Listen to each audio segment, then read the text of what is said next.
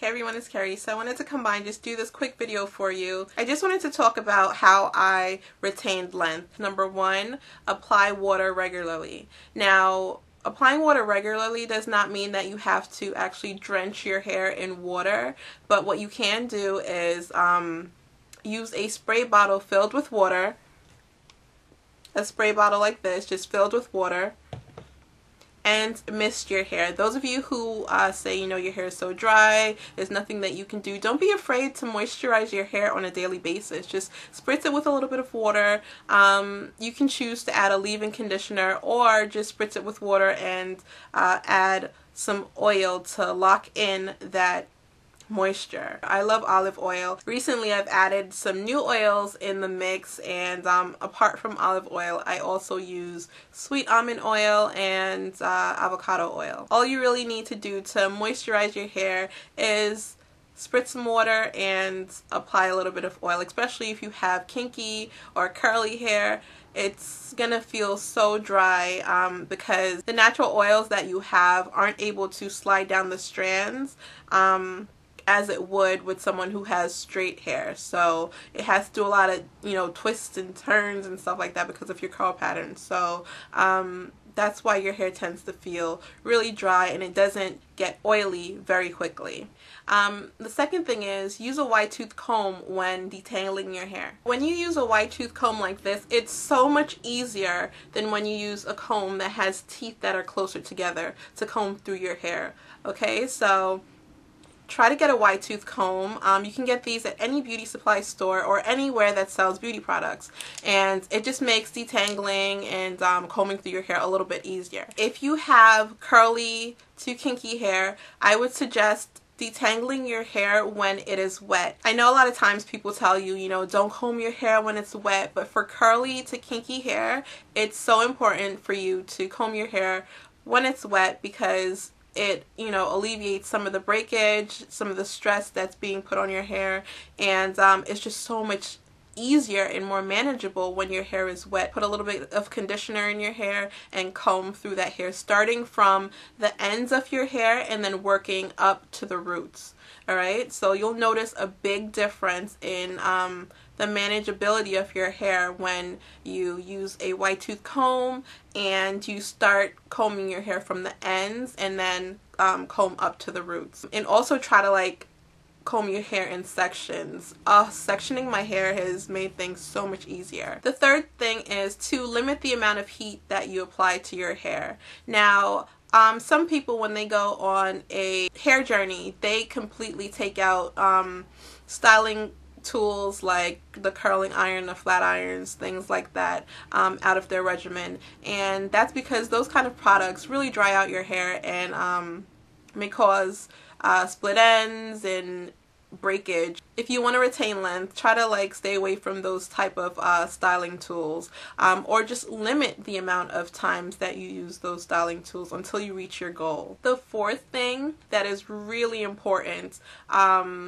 is protective styling. Now, some people can go on a hair journey and not, you know, do protective styling, and protective styles are just basically styles that, you know, tuck your ends away or completely cover your hair so that it's being, you know, protected from the elements. So protective styling was really important for my length retention, and a protective style can be different for anyone. You don't have to be boring with your styles. I chose to do buns.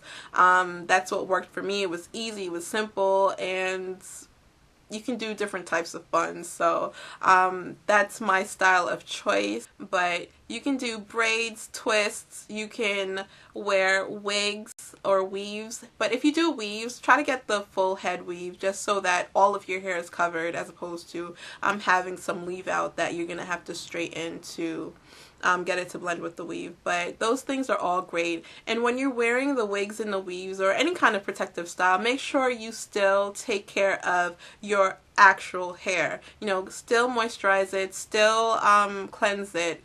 Those things are still important. Another thing that I would suggest, I think I'm on 5 now, if I'm not, then I apologize, but I believe it's 5. Another thing that I suggest is deep conditioning your hair. You can deep condition once a week or once every other week. It's completely up to you, completely up to your schedule, completely up to what your hair needs. So try to deep condition your hair. It will help your hair to be soft and manageable and workable. Another tip is try to only trim your hair when necessary. And I know some of you put yourself on a strict schedule, like every 3 to 6 months I'm gonna cut my hair. And when you're doing that, you're cutting off hair that doesn't need to be cut, unless you're constantly putting heat on your hair and it's dry and breaking off, and you have tons of split ends and a whole bunch of knots. Then you don't have to trim your hair that regularly. Look at your ends, look at your hair, examine it. If it's trashy and if it needs to be trimmed, then trim it. But if it doesn't, you don't have to trim it.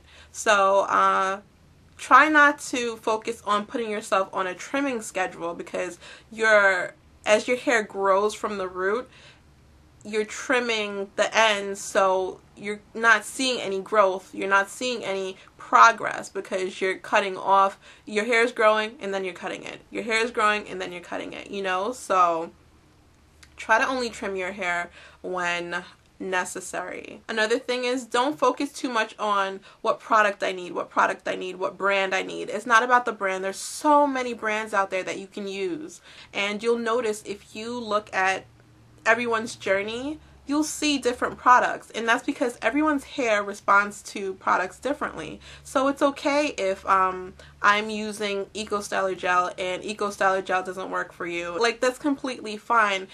Just find something that works for you. And a lot of times the only way that you'll find what works for your hair is through experimenting and trial and error. Don't be afraid to experiment with your hair. That's the only way that you'll be able to master it and know what your hair likes and dislikes. So that's about it. Those are the main things that were important to me on my journey and are still important to me, because I still want my hair to continue to thrive, continue to be healthy, continue to grow. But remember, everyone's hair journey is not the same. We all have different goals in mind for ourselves, but all in all, just try to keep your hair healthy. Even if you're not interested in length retention, just try to keep your hair healthy. Alright, so I'll speak to you guys later. Bye.